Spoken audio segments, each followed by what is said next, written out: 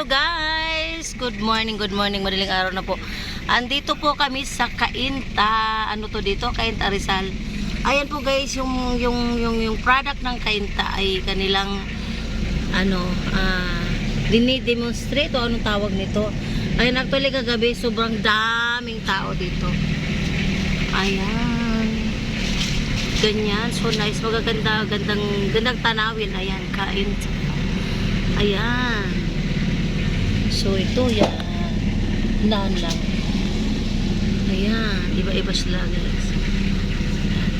So, kagabi yung pinakamaraming tao dito. Kakagulo sila dito. May mga parade o kahit ano-ano.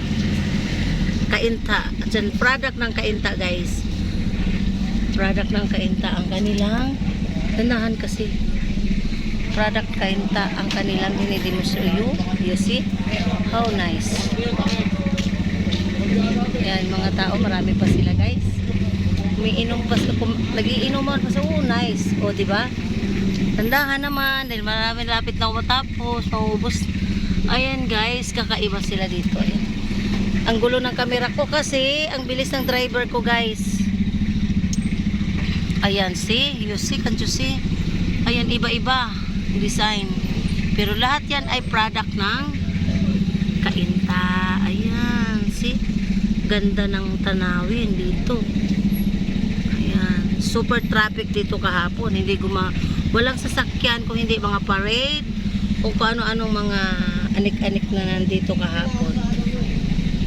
Ayan, sis, gaganda. Tapos madilim na dito banda guys. Oh, madilim na dito banda. Pero may iba-ibang klaseng station ang ginagawa nila. Hanggang sa end, ito hanggang sa hanggang dito lang guys yung design nila. Very nice. Ayan, yun lang. Yung place lang na yun ang mayroon design yung ganun.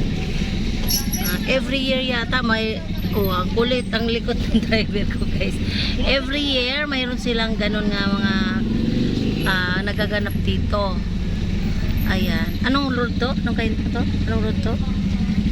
Tapos dito yung Santo Niño. Actually, Santo Niño Street yata to Cainta.